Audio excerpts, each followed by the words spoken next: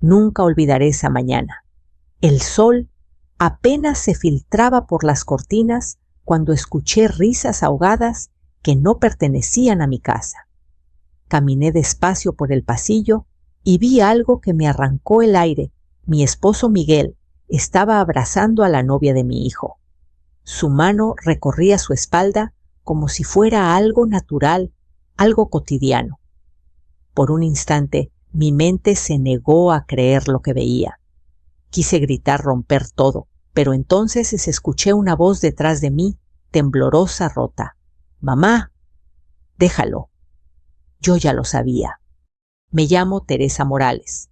Tengo 63 años y hasta ese día creí que conocía el significado de la palabra familia. Llevaba 40 años casada con Miguel, un hombre que en otro tiempo me hizo sentir que la vida podía ser sencilla y hermosa. Juntos levantamos una pequeña casa de huéspedes en Valle de Bravo, donde cada mañana servíamos pan recién hecho a los visitantes. Mi hijo Julián era nuestro orgullo trabajador educado, siempre sonriente, y su novia Camila había llegado como un rayo de juventud, trayendo a mi hogar una alegría que pensé perdida. Esa mañana, el olor a café recién molido llenaba la cocina. Era temprano, las 6:30, y yo me había levantado como siempre, con la intención de preparar el desayuno para los huéspedes. Miguel no estaba en la cama, lo cual no era raro. Últimamente decía que necesitaba aire fresco, que salía a caminar. Pero aquel día algo me inquietó. Tal vez fue el silencio. Esa clase de silencio que no pertenece a una casa viva, sino a una que contiene un secreto. Caminé por el pasillo y escuché murmullos. Una risa. Una voz femenina que reconocí de inmediato. «Camila», susurré sin querer. Pensé que estaba hablando con Julián, pero él no estaba. Había salido temprano a la ciudad para cerrar un contrato de su nuevo proyecto de arquitectura. La puerta del cuarto de huéspedes estaba entreabierta. Me acerqué y lo que vi al otro lado fue una escena que ningún corazón preparado o no podría soportar. Miguel, mi esposo, el padre de mi hijo, estaba allí sentado en el borde de la cama. Camila, con su cabello suelto y la blusa desabrochada, le acariciaba la mejilla con ternura. Se besaban. No era un impulso, no era un error. Era intimidad rutina, algo que se había repetido. Sentí el mundo detenerse. No grité, no lloré, solo me quedé quieta, como si el alma hubiera abandonado mi cuerpo. Entonces escuché pasos detrás de mí. Me giré y vi a Julián, mi hijo, con el rostro blanco, los ojos hinchados. «Mamá». Su voz era un hilo de dolor. «Mamá, no hagas ruido. Déjalos». No entendí. Mis labios temblaban, pero no pude decir una sola palabra. Yo ya lo sabía. Aquellas 5 palabras fueron más devastadoras que lo que acababa de presenciar. Nos alejamos del pasillo en silencio. El aire se sentía espeso, casi sólido. Nos refugiamos en la cocina, donde el reloj seguía marcando los segundos como si nada hubiera pasado. Le serví un vaso de agua sin pensar. Las manos me temblaban tanto que derramé la mitad sobre la mesa. «¿Desde cuándo lo sabes?». Julián no respondió de inmediato. Se llevó las manos al rostro y respiró profundamente antes de decir: «Hace 3 meses». Encontré mensajes en el teléfono de Camila. No quise creerlo al principio. Pensé que era algún malentendido que mi padre no sería capaz. Las palabras se le rompían en la garganta, pero lo era mamá, lo es. Me quedé mirándolo, intentando reconocer en su rostro al niño que alguna vez cargué entre mis brazos. Lo que vi fue a un hombre roto luchando por mantenerse de pie. «¿Por qué no me lo dijiste antes?», pregunté con voz apenas audible. «Porque pensé que se detendría, que era un error pasajero. Pero luego vi que ella lo buscaba, que él la miraba de una forma que nunca me había mirado a mí. Me prometí no arruinar tu paz, mamá. Pensé que podría soportarlo hasta que me casara con ella y olvidarlo. Sus palabras eran cuchillos que abrían heridas nuevas. Lo abracé.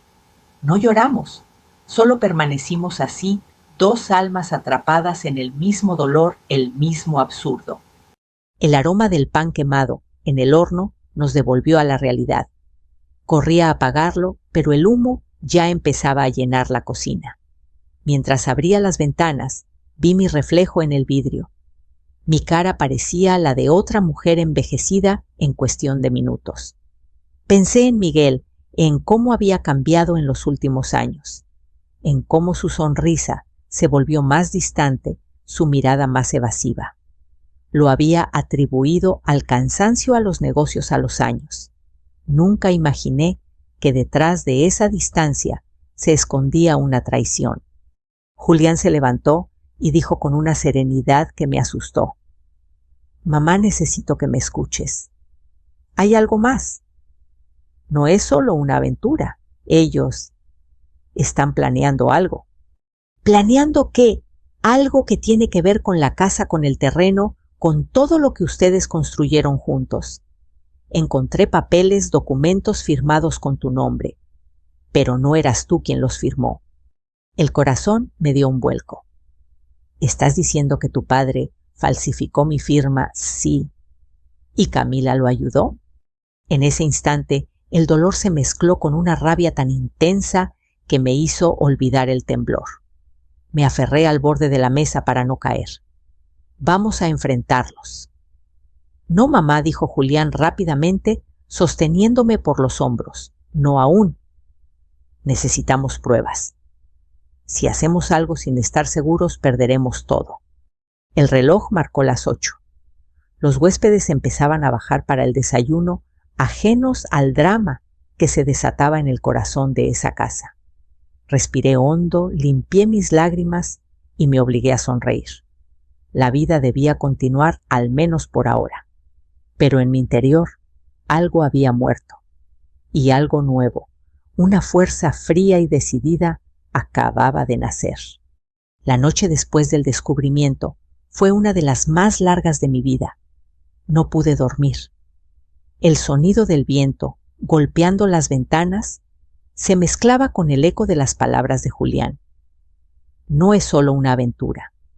Cada vez que cerraba los ojos, veía a Miguel y a Camila, entrelazados sus manos, recorriéndose como si el mundo entero les perteneciera. Pero lo que más me atormentaba no era la traición del cuerpo, sino la traición del alma, la de alguien que yo había amado toda una vida. A la mañana siguiente, Julián me pidió que no hiciera nada impulsivo. «Necesitamos pruebas, mamá. No basta con lo que vimos». Su voz era firme, aunque sus ojos aún mostraban esa mezcla de tristeza y furia contenida. Durante el desayuno, Miguel se comportó como si nada hubiera pasado. Me saludó con un beso en la mejilla, preguntó por los huéspedes y hasta bromeó con Camila sobre el café. Ella fingía nervios de novia, con esa sonrisa calculada que ahora me parecía tan falsa como el oro barato. Yo apenas pude mantener la compostura.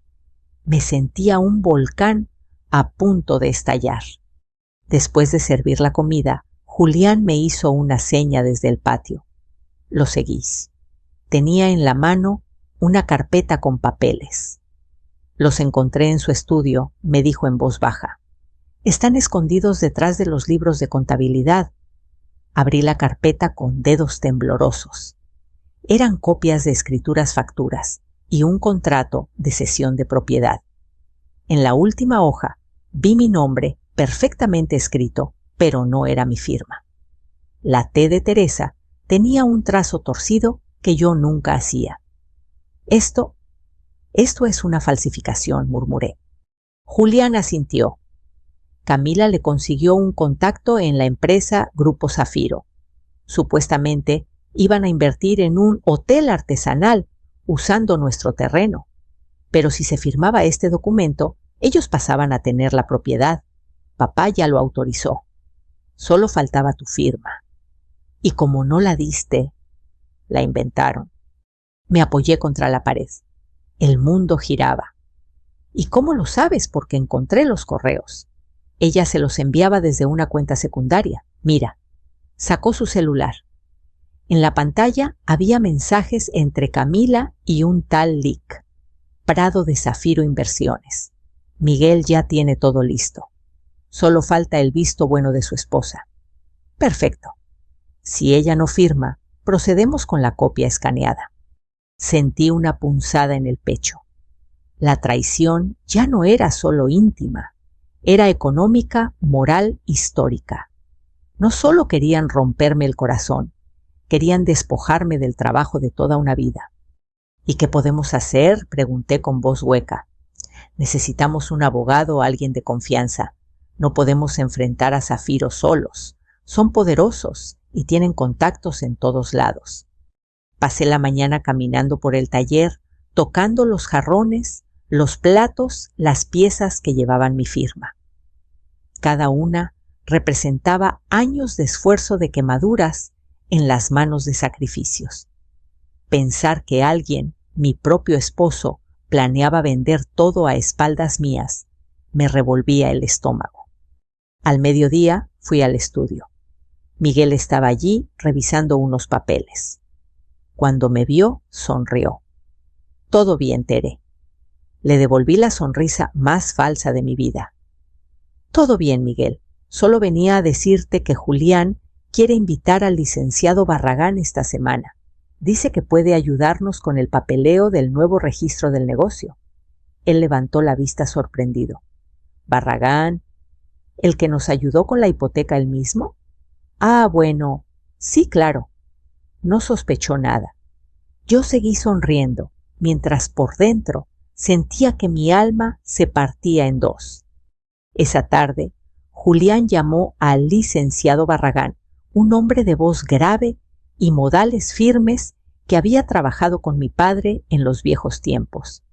Cuando vino 3 días después, lo recibimos en el patio entre las macetas de geranios. Le contamos todo. Escuchó en silencio sin interrumpir hasta que terminamos. Luego dijo: señora Teresa, lo que me cuentan no es solo una infidelidad, es un delito. Si firmaron documentos falsos con su nombre, hablamos de falsificación y tentativa de fraude patrimonial. ¿Podemos detenerlo?, pregunté. Sí, pero hay que hacerlo con estrategia. No pueden confrontarlos todavía. Necesitamos pruebas sólidas, correos, copias notariales, registros de propiedad y una denuncia lista para cuando actúen. Julián asentía con el ceño fruncido.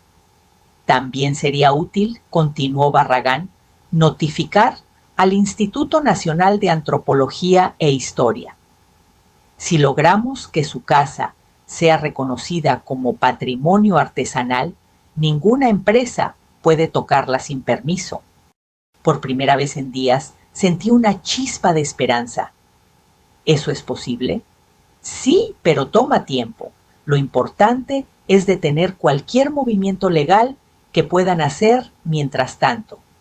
El abogado nos explicó paso a paso cómo hacerlo congelar las transferencias, impedir la venta, registrar los documentos originales. Mientras hablaba, anoté todo en una libreta con letra apretada. Sentía que estaba volviendo a respirar. Por la noche, cuando Miguel se fue a dormir, bajé al taller. Encendí una lámpara pequeña y observé las piezas recién esmaltadas. Cada color, cada grieta era un recuerdo. Me arrodillé junto al torno y pasé los dedos sobre la arcilla seca. No van a destruir esto, susurré. No mientras yo viva. Los días siguientes fueron una representación. Sonreí, cociné, serví el desayuno, como si nada hubiera pasado. Miguel y Camila siguieron sus rutinas, reuniones, llamadas, risas fingidas. Pero yo veía las miradas, los gestos. Había complicidad entre ellos y también miedo. Algo los apuraba. Una tarde, mientras limpiaba la cocina, escuché que Camila hablaba por teléfono en el jardín. Sí, él firmará la próxima semana. No, la señora no sospecha nada. Todo está bajo control. Me quedé quieta, con el trapo en la mano, conteniendo la respiración. Cuando terminó la llamada, entró sonriendo. Doña Teresa, ¿necesita ayuda con la cena? No, gracias, hija. Respondí con la serenidad de una actriz consumada. Ve a descansar, que el gran día se acerca. Esa noche anoté todo en mi cuaderno, hora, palabras, tono. Barragán nos había dicho que cada detalle podía servir. Julián instaló discretamente una cámara en el despacho detrás de un florero de barro. Si intentan mover o copiar documentos, quedará grabado, dijo. No sabía si debía sentirme más madre o detective más esposa herida o guardiana de un legado. Lo único claro era que ya no podía retroceder. El amor había sido reemplazado por un propósito. A veces, cuando veía a Miguel dormido, recordaba al hombre que fue el que me recitaba poemas, el que bailaba conmigo en la feria. Pero ese hombre había desaparecido, reemplazado por uno que sonreía mientras planeaba mi ruina. Una noche, al apagar las luces, escuché el eco de mis propios pensamientos: si el amor no puede salvarnos, que al menos la verdad nos haga libres. Y así, con el corazón endurecido pero aún vivo, me prometí que la verdad saldría a la luz, sin importar el precio. Barragán llegó puntual, con esa puntualidad que se siente como un abrazo de autoridad. Traía una carpeta de cuero gastado y un olor discreto a loción antigua. Nos recibió con un apretón de manos firme, primero a mí, luego a Julián. En el patio, la bugambilia dejaba caer flores moradas sobre la mesa como si fueran pequeños sellos de tinta. Puse café de olla y un plato con pan dulce. Mis manos ya no temblaban como la primera noche. Ahora temblaba otra cosa, la ansiedad de hacer lo correcto sin derrumbar todo. Vamos a ordenar la casa por dentro antes de mostrarla por fuera, dijo el licenciado, abriendo la carpeta.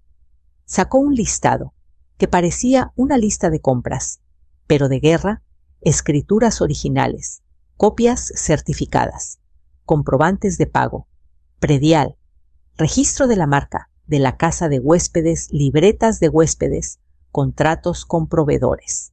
La idea es cerrar todas las puertas por donde podrían colarse. Mientras más documentos tengamos a la mano, menos espacio habrá para mentiras. Le conté lo que vi en el pasillo, lo que escuché en el jardín, lo que sentía dentro del pecho cuando leí aquellos correos. Él asentía con la pluma apoyada en el labio inferior, como si puntuara mi dolor. La falsificación de su firma, dijo. Al final, es el corazón del asunto. Con eso justificaron ante terceros que usted autorizaba movimientos. Vamos a impugnar cualquier acto que se apoye en esa firma. Julián sacó del morral una memoria USB y la puso sobre la mesa. Aquí están los correos y los mensajes. También instalamos una cámara en el despacho. Si intentan mover los papeles, quedará grabado. Barragán nos miró como un maestro orgulloso de sus alumnos. Bien. Ahora los pasos. Uno, vamos a certificar todo lo que ya recabaron.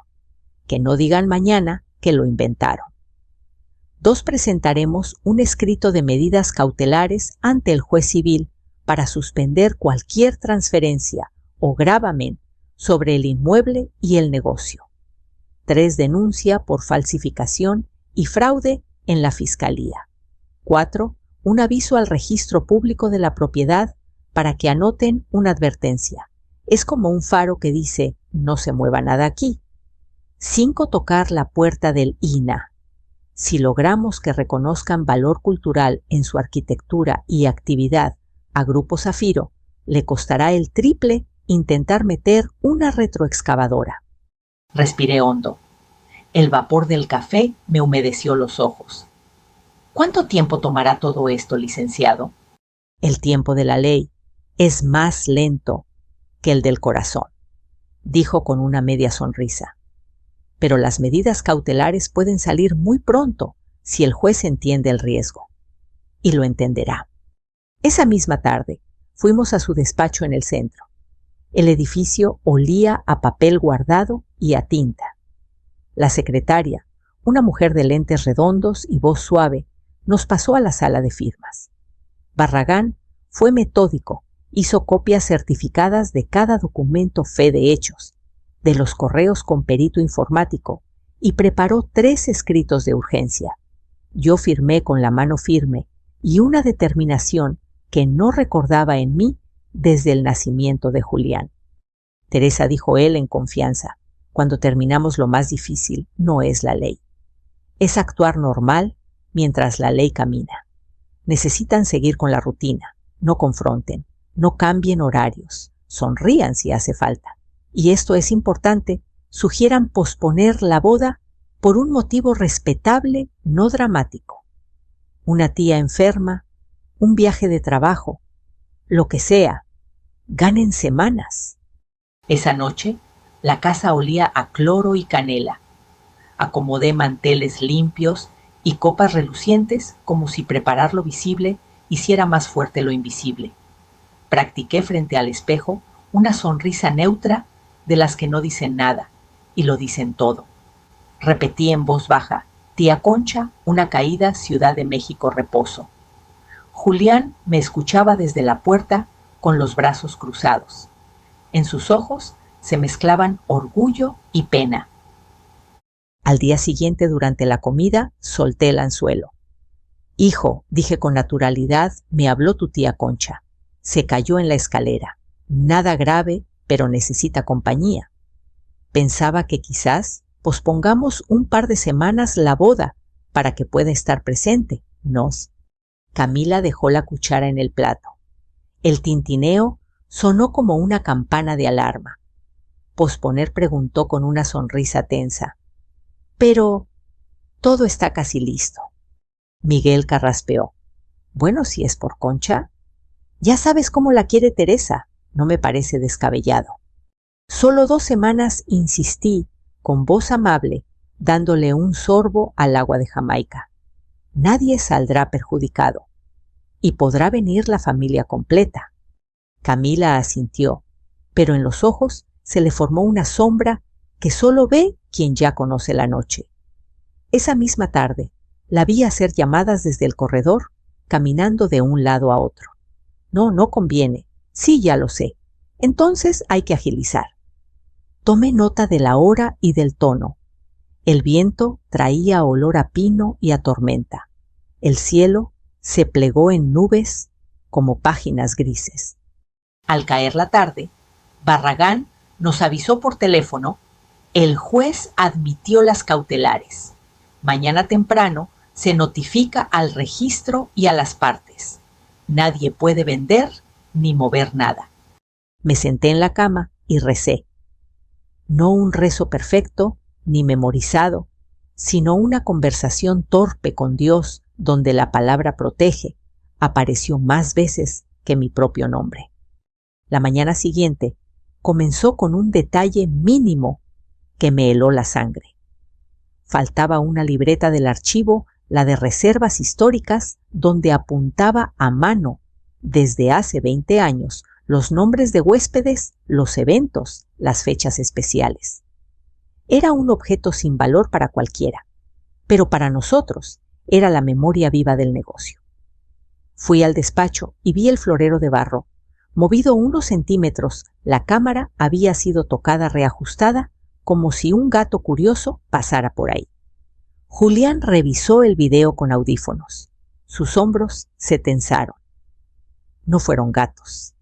En la pantalla apareció Camila, entrando con una bolsa de tela, mirando a ambos lados, abriendo el cajón y guardando la libreta.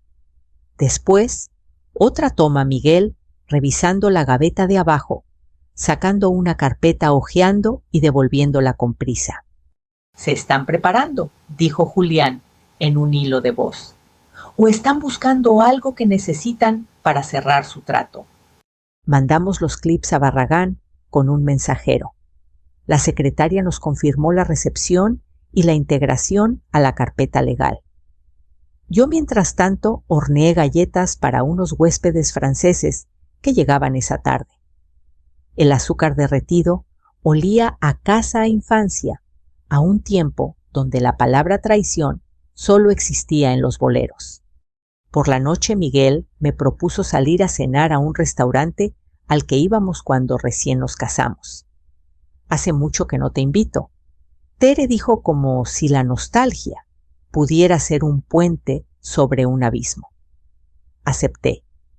Barragán nos había advertido que si me intentaba sacar de la casa, seguramente significaría movimiento. El plan comenzaba a armarse solo como rompecabezas que cae en su sitio. Antes de salir, pasé por la cocina y toqué la mesa con la palma abierta como si bendijera la madera. ¡Resiste!, pensé hablándole a la casa. Resiste un día más. Esa noche, mientras subíamos al coche, sentí que el aire estaba cargado de electricidad. Los pinos se mecían y a lo lejos un trueno despabiló a los pájaros. Me puse el suéter con calma. Yo no era la mujer que entró por aquel pasillo helada de miedo. Era otra, la que sostenía en silencio la línea que separa la mentira de la verdad. Lista, dije. Miguel sonrió creyendo que aún podía leerme. Encendió el motor. El parabrisas encuadró un cielo a punto de romperse. Y yo, por primera vez en mucho tiempo, me sentí preparada para la tormenta. Las siguientes semanas se convirtieron en una obra de teatro silenciosa. Cada día, cada comida, cada sonrisa debía calcularse como si estuviéramos caminando sobre vidrio. Miguel seguía actuando el papel de esposo amable y yo el de esposa confiada. Pero en mi interior, cada palabra suya me sonaba hueca como el eco en una vasija rota. El taller de cerámica siguió funcionando, aunque ahora era Julián quien lo llevaba casi todo. Las manos de los artesanos, curtidas por años de arcilla y fuego, nunca dejaron de moverse, ajenas a la guerra que se libraba en los pasillos de esa casa. El olor a barro húmedo se mezclaba con el de la traición, un aroma invisible que yo sentía en cada rincón. Camila iba y venía con sus carpetas y su sonrisa profesional. Decía que estaba organizando detalles del banquete, pero yo sabía que hablaba con más frecuencia con ese hombre del grupo Zafiro que con su propio prometido. No sabía qué me dolía más, verla tan tranquila o ver a mi hijo soportar su presencia día tras día. Una mañana, mientras preparaba café, escuché a Camila hablar en voz baja en la terraza. Sí, lo de la boda se retrasó, pero no hay problema, todo sigue igual. Él firmará pronto. Me escondí detrás de la cortina, apretando la taza hasta sentir el calor quemarme los dedos. En su tono había impaciencia, pero también miedo. Y el miedo, lo sabía bien, es el olor de quien está a punto de caer. Por la tarde llegó un hombre elegante en un coche negro. Decía ser el arquitecto Salcedo, enviado por Grupo Zafiro. Queremos evaluar el potencial del inmueble, explicó con una sonrisa pulida. Miguel lo recibió en el patio, como si todo fuera un proyecto legítimo. Yo fingí amabilidad. ¿Un café, ingeniero? Encantado, doña Teresa, respondió él. Mientras ellos caminaban por el taller, observando las piezas, noté cómo Camila lo seguía con una carpeta en mano tomando notas. Parecían turistas en un museo del que planeaban robar cada cuadro. Esa noche, cuando se fueron, Miguel estaba exultante. «Viste, Teré, esto podría cambiarlo todo. Nos ofrecerán una sociedad, un hotel boutique con galería, nuestro nombre, nuestra marca, reconocidos en todo México». Sonreí. ¿Y qué será de los trabajadores de la familia Salgado, que lleva 3 generaciones aquí? seguirán claro, solo que con nuevos inversionistas, nueva administración. Es progreso, Teresa. No te quedes en el pasado. Progreso. Esa palabra me sonó como una condena. En cuanto se fue a dormir, bajé al taller y me quedé observando los hornos encendidos, el fuego reflejado en las paredes. Pensé en mi padre, que había trabajado hasta el último día con sus manos llenas de barro. Pensé en mi madre, que decía: una casa sin fuego propio se enfría aunque esté llena de gente. Y entendí que el fuego que mantenía viva esa casa ahora debía ser el mío. Julián entró sin hacer ruido. ¿Qué hacemos ahora? Esperar, dije. Y observar. Ya se muestran impacientes. Pronto cometerán un error. El error llegó 3 días después. Camila me pidió las llaves del archivo. Dijo que necesitaba revisar las facturas del catering. Sonreí con dulzura y respondí: claro, hija. Pero las dejé en el despacho. Miguel sabe dónde están. Ella sonrió de vuelta, pero su mirada se endureció por una fracción de segundo. Esa misma noche, cuando todos dormían, escuché pasos en el pasillo. Me levanté en silencio, bajé descalza y desde la sombra del arco vi a Camila con una linterna en la mano. Abrió el cajón del escritorio, sacó una carpeta, la fotografió con el celular y volvió a colocarla. Luego revisó detrás del florero donde estaba la cámara. No la vio. A la mañana siguiente le conté a Julián: la tenemos grabada. Eso basta para probar que manipuló documentos privados. Barragán dijo que esperemos hasta que intenten mover algo físico, respondió él. Si lo hacen, la policía puede intervenir de inmediato.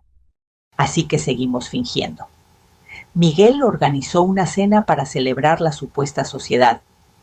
Invitó a 2 socios de Zafiro, hombres de trajes caros y sonrisas baratas. Hablaban de cifras y de valorización del patrimonio como si las memorias se midieran en pesos. Yo preparé mole poblano con mis propias manos, como si aquella cena fuera una misa.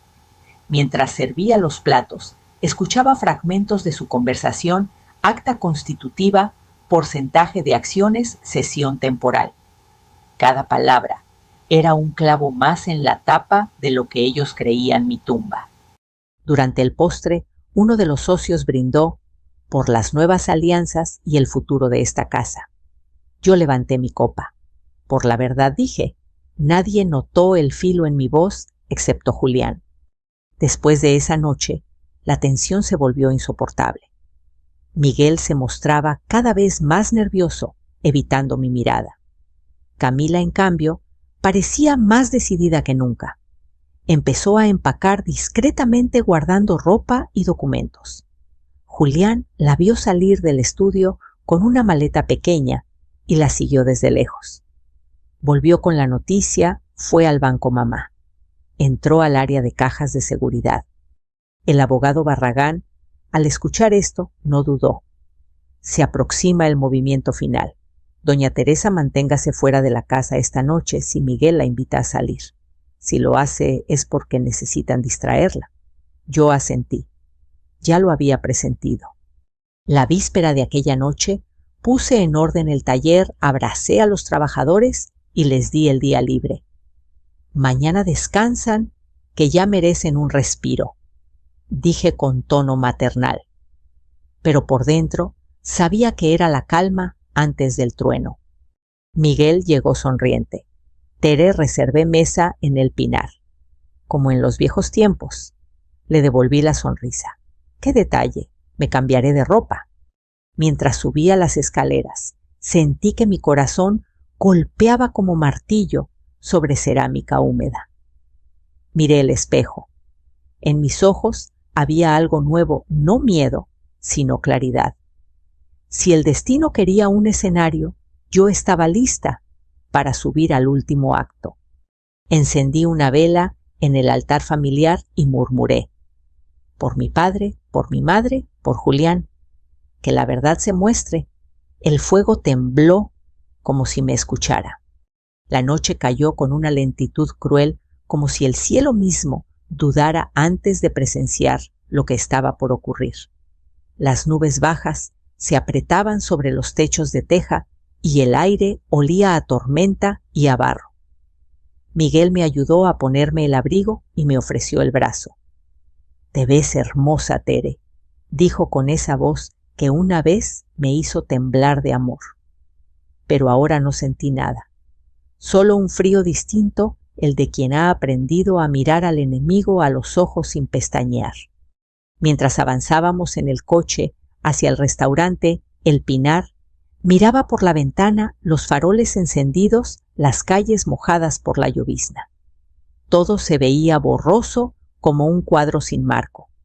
Yo sabía que en ese mismo momento Julián estaba en casa siguiendo las instrucciones del licenciado Barragán, esperar a que ellos actuaran, grabar todo y llamar a la policía en el instante justo. El restaurante estaba medio vacío, con un pianista solitario tocando boleros antiguos. Miguel pidió vino. «Brindemos, Tere, por nosotros». Levanté la copa y lo miré con calma. «¿Por nosotros o por tus nuevos socios?» Su mano tembló apenas. «¿Qué quieres decir? ¿Que últimamente hablas más con inversionistas que conmigo?» Sonrió con el encanto de siempre. «Es por nuestro futuro, por asegurar algo mejor». «¿Mejor para quién?» El pianista cambió de melodía. «Sabor a mí». El cristal de mi copa reflejaba su rostro, el de un hombre cansado con miedo. «Y si el precio de ese futuro es la ruina de todo lo que somos, Miguel, lo pagarías igual», dejó la copa. «Tere, no entiendo». «¿A qué claro que entiendes?» Mi voz fue un hilo tenso. «Entiendes cada papel que firmaste, cada mentira que le dijiste a nuestro hijo, cada beso que diste a esa mujer en la habitación donde yo guardo los recuerdos de mi madre». Por un instante el mundo se quedó quieto. Ni el piano sonó, solo la lluvia golpeando los ventanales. Miguel se recargó hacia atrás, el rostro desencajado. «¿Quién te dijo eso? Importa, lo sé todo. Sé de Grupo Zafiro, sé de los documentos falsificados, sé de Camila y de tu intento de vender nuestra casa». Me observó mudo, sin poder negar. «Solo quiero que me digas por qué», tardó en responder. «Porque estoy cansado, Tere, porque tú y Julián no me necesitan, porque todo esto es tuyo, de tu familia. Yo solo soy un nombre en los papeles. Quise algo mío, un último éxito antes de morir. Aunque ese éxito fuera robarme, bajó la cabeza. Nunca quise hacerte daño. Entonces no entiendes lo que has hecho, porque lo hiciste todo». Un trueno sacudió el restaurante. Aproveché el estruendo para mirar el reloj. 8:47 p.m. Sabía que si el plan seguía su curso a esa hora, Camila estaría en la casa moviendo los documentos. Barragán y 2 agentes esperaban fuera listos para intervenir cuando Julián confirmara la entrada. Miguel me observó con desconcierto. «¿Por qué sonríes?» «Porque esta noche, Miguel, vas a entender lo que significa perder algo de verdad». Mi teléfono vibró discretamente. Era un mensaje corto de «Julián, están aquí». Entraron al despacho. Sentí el pulso en los oídos. Tomé un trago de vino y me levanté con serenidad. «Tenemos que volver». «¿Qué pasa? Olvidé apagar el horno del taller». Él dudó. «Ahora sí, ahora». El trayecto de regreso fue un relámpago. La lluvia caía más fuerte. El limpiaparabrisas marcaba el ritmo del corazón. Miguel no dijo palabra. Yo tampoco. Sabía que esa sería nuestra última conversación, aunque no hiciera falta decirlo. Cuando doblamos la esquina, vi la casa iluminada más de lo normal. Había un coche negro estacionado frente al portón lateral. Mi garganta se cerró. «Detente», dije, pero él aceleró. «¿Qué hiciste, Teresa?» «Lo que tú hiciste primero, defender lo mío». Apenas entramos, Julián salió al encuentro. Mamá, qué bueno que llegaron, dijo en voz alta, mirando a Miguel con una calma helada. Tenemos visitas. Camila apareció desde el fondo del pasillo empapada con una caja de documentos en los brazos. Detrás de ella, 2 hombres vestidos de negro intentaban cargar un par de moldes antiguos envueltos en lona. ¿Qué significa esto?, gritó Miguel. Eso mismo iba a preguntar, respondí. El sonido de sirenas rompió el silencio. La puerta del portón se abrió y entraron los agentes acompañados de Barragán con una carpeta en la mano. Buenas noches. Tenemos orden de asegurar el inmueble y detener la extracción de material histórico. Camila retrocedió. ¿No tienen derecho? Sí lo tenemos, contestó Barragán mostrando el documento. Medidas cautelares emitidas por el juez civil. Todo intento de traslado de propiedad o material es ilegal. Los hombres soltaron los moldes. Julián dio un paso al frente y con una voz que nunca antes le había escuchado dijo: «Papá, basta». Todo terminó. Miguel miraba alrededor perdido, como si buscara una salida que ya no existía. «Camila, diles que no es cierto», suplicó. Ella no respondió. Su rostro se endureció, los labios apretados. Un agente le pidió abrir la caja. Dentro estaban las copias de los documentos, las escrituras falsas y la libreta de reservas, que había desaparecido días atrás. Esa libreta, dije despacio, tiene mi vida escrita. Y tú querías borrarla. Camila se encogió de hombros fría. No fue idea mía. Miguel dio un paso hacia ella. «¿Mentira? ¿Entonces confiesas?», interrumpió Barragán sacando el teléfono. «Todo está grabado». Miguel hundió el rostro entre las manos. Camila gritó al ser esposada, insultando a todos. Los agentes la sacaron entre flashes de cámaras de vecinos curiosos. El trueno final retumbó sobre el taller y la lluvia se volvió torrencial.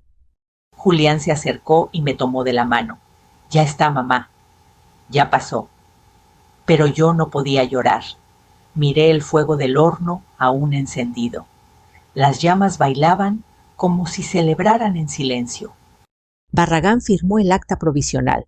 El inmueble queda asegurado. Mañana mismo interpondremos la denuncia penal. Asentí agradecida. Cuando se fueron todos, la casa quedó muda. Miguel se sentó en la mesa del taller empapado, derrotado. Teresa murmuró: «¿Me odias?». No respondí con voz baja. «Solo te veo por lo que eres». Y eso, Miguel, es castigo suficiente. La vela del altar aún ardía, su luz temblorosa, bañando el rostro de mi hijo, del hombre en que se había convertido. Esa noche no dormimos. Escuchamos la lluvia hasta el amanecer en silencio, mientras el fuego del horno secaba las lágrimas que ya no teníamos. El amanecer llegó sin canto de pájaros, solo con el rumor de la lluvia que aún caía sobre los tejados. El patio olía a tierra lavada y a leña mojada. Caminé descalza entre los charcos, sintiendo el barro frío bajo mis pies, como si necesitara tocar la herida para creer que seguía viva. Dentro de la casa, el silencio era distinto, no el silencio de la culpa, sino el de algo que por fin se había roto y no debía repararse. Miguel dormía en la silla del taller exhausto. La policía se lo había llevado a declarar de madrugada, pero Barragán pidió que lo liberaran mientras se definía su situación. «No puede huir», había dicho el licenciado, «y su cooperación puede ser útil». Yo no supe si agradecerlo o maldecirlo. Lo miré dormir con la cabeza caída sobre el pecho. Aquel hombre, que durante 40 años compartió mi mesa y mi cama, ahora era un desconocido. El tiempo lo había desgastado, como el agua gasta la piedra sin ruido, sin prisa, hasta borrar toda forma. Julián entró en silencio con 2 tazas de café. Me ofreció una y se sentó frente a mí. Tenía los ojos rojos, pero no de cansancio, sino de decepción. ¿Sabes qué fue lo más difícil de todo?, me dijo. Dar el aviso. Oír a mi propio padre ser esposado. Sentirme culpable por hacer lo correcto. Le toqué la mano. Hijo, la justicia no siempre se siente bien, pero es lo único que nos deja dormir tranquilos. ¿Crees que pueda perdonarlo algún día, tal vez? Pero no ahora. Primero hay que perdonarnos a nosotros por no haber visto lo que pasaba.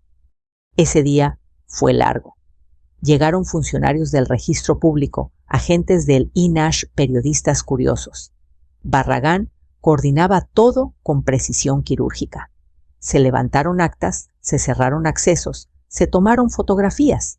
El nombre Grupo Zafiro quedó manchado en titulares locales. Las pruebas eran demasiado claras: falsificación de documentos, intento de fraude, uso de identidad. Por la tarde recibimos la confirmación. El juez ordenó la nulidad de todo contrato firmado con la empresa. La propiedad volvía oficialmente a mi nombre. Cuando Barragán me dio la noticia, sus ojos se suavizaron. Doña Teresa, la tormenta ya pasó. Pero sé que no se siente como victoria. No respondí. Es justicia, no alegría. Y eso ya es mucho, añadió él, antes de despedirse con una reverencia que solo tienen los hombres que han visto demasiadas batallas. La prensa dejó de venir a los pocos días. Los vecinos que al principio cuchicheaban empezaron a acercarse con afecto. «Qué valiente, doña Tere», decían algunos. Pocos hubieran tenido el temple. Yo sonreía, pero por dentro sentía un cansancio profundo de esos que no se quitan con dormir. Una semana después recibí una carta. El sobre era simple, sin remitente, pero reconocí la letra. Teresa, no hay palabras que puedan limpiar lo que hice, ni cárcel ni absolución. Solo quería pedirte que no me recuerdes como el hombre del último año, sino como el que una vez trabajó contigo, el que se ensuciaba las manos en el barro. No busco perdón, solo comprensión. Estoy cooperando con las autoridades, contaré todo. Cuida a Julián. Él sí merece todo lo que yo soñé. La firmaba Miguel. Leí la carta varias veces. No lloré. En el fondo comprendí que cada línea era su manera de rendirse. Guardé la hoja en el cajón del altar familiar, junto a una foto antigua, donde estábamos jóvenes riendo frente al horno nuevo que acabábamos de comprar. Esa foto ya no me dolía. Solo me recordaba que alguna vez hubo amor y que ese amor, aunque traicionado, también formó parte de mi historia. Los días comenzaron a parecerse otra vez. El taller reabrió. Los trabajadores regresaron con cautela, sin preguntar demasiado. Julián retomó sus proyectos, aunque con una mirada más seria. De vez en cuando se quedaba observando las piezas secándose al sol. «¿Sabes, mamá?», me dijo un día, «creo que el fuego del horno no solo endurece la cerámica, también el alma». Asentí. Por eso seguimos, porque aunque nos quemen, no dejamos de moldear. El proceso legal avanzó rápido. Miguel fue acusado formalmente, pero gracias a su confesión y a la falta de antecedentes, obtuvo prisión domiciliaria mientras pagaba su deuda económica. Camila no tuvo la misma suerte. Sus vínculos con Zafiro eran más profundos. La prensa la llamó la novia estafadora. Nunca volví a saber de ella y preferí así. Una tarde, mientras barría el taller, Julián me avisó. «Mamá, dice el licenciado Barragán, que podríamos registrar la casa como patrimonio artesanal. Eso protegería todo para siempre. Hazlo, hijo. Que nuestra historia no se vuelva a vender». Esa noche, al encender el horno, el calor me envolvió como un abrazo antiguo. Pensé en todas las veces que creí que el fuego era mi enemigo que me robaba el aire y me agrietaba las manos. Pero ahora entendía: el fuego solo revela lo que resiste. Miguel me llamó una vez desde su arresto domiciliario. Su voz era baja, cansada. ¿Estás bien, Teresí? Julián también. Eso me basta. Hubo un silencio largo, casi compasivo. Gracias por no odiarme, murmuró antes de colgar. No supe si quería decir adiós o simplemente confirmar que aún existía. El día siguiente amaneció claro. El cielo de Puebla tenía ese azul limpio que solo aparece después de las tormentas. Barrí el patio, regué las plantas y luego me senté frente al horno a ver cómo el humo ascendía lento, dibujando espirales en el aire. Pensé en el perdón, no como un regalo para quien hizo daño, sino como una medicina para quien lo carga. Tal vez algún día podría hablar de Miguel sin que mi voz se quebrara. Tal vez incluso agradecerle no por lo que hizo, sino por haberme obligado a recordar de qué estoy hecha. Esa tarde escribí una frase en mi cuaderno El fuego no destruye, revela. La subrayé 3 veces. Julián entró con una sonrisa tenue. Mamá, llegaron nuevos pedidos. Parece que la gente quiere más piezas firmadas con tu nombre. Entonces habrá que trabajar el doble, respondí levantándome. Que la vida no se detenga. El horno volvió a rugir y por primera vez en meses el sonido me pareció música. Ha pasado 1 año desde aquella noche. 1 año desde que la lluvia limpió más que el patio limpió mi alma. El taller, nuestra vieja casa de huéspedes, ya no huele a tristeza. Ahora huele a vida, a barro fresco, a pintura, a pan dulce en las mañanas. Los trabajadores regresaron con su risa habitual.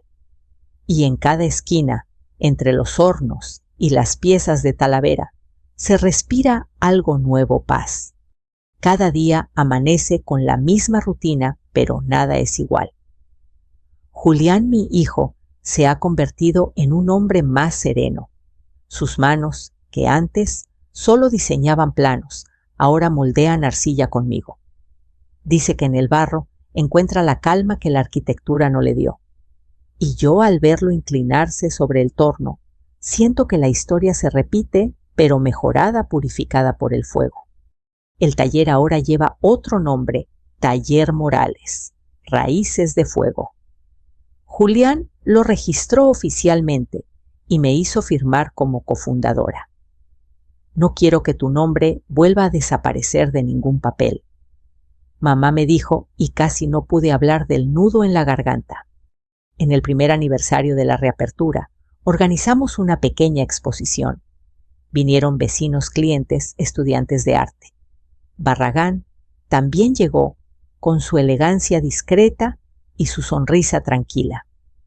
¿Ve, doña Teresa?, dijo levantando una taza de Talavera. El barro se quiebra, pero cuando se quema bien, nunca se olvida. Asentí. Así pasa con las personas, licenciado. Algunos se rompen y se quedan en pedazos. Otros se rompen y se vuelven más fuertes. Él brindó conmigo en silencio respetuoso. La exposición fue un éxito. Vino incluso un representante del AINE, quien anunció oficialmente la declaratoria de patrimonio artesanal. El público aplaudió. Yo sentí un nudo en el pecho, pero esta vez no de dolor, sino de orgullo. El mismo suelo que intentaron vender ahora estaba protegido por ley. Y por amor. Esa noche, después de que todos se fueron, el patio quedó en penumbra. Las luces de las farolas se reflejaban en los mosaicos húmedos. Me quedé sola un rato, escuchando los grillos y el leve silbido del horno apagándose. Sobre la mesa quedaba una caja con papeles, catálogos y una carpeta sin abrir. En la portada decía Registro de Arte Popular, Ministerio de Cultura. Dentro había una carta oficial firmada reconociendo al taller como símbolo de resiliencia y legado cultural. Sonreí. A veces la vida tiene su propia justicia poética. Miguel, mi esposo, vive ahora en una pequeña casa de campo, cumpliendo su condena domiciliaria. Me escribe de vez en cuando cartas breves, sin adornos. No siempre las leo de inmediato. Algunas las dejo semanas sobre la mesa hasta que mi corazón está listo. La última decía: Tere, vi tu foto en el periódico. El taller se ve hermoso. Tal vez algún día te pida visitar el horno una vez más solo para sentir el calor que perdí.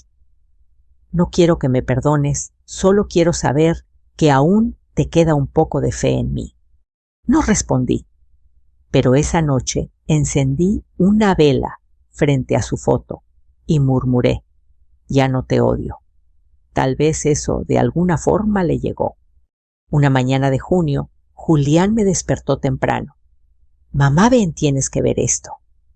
En el patio había un grupo de jóvenes estudiantes risueños tomando notas.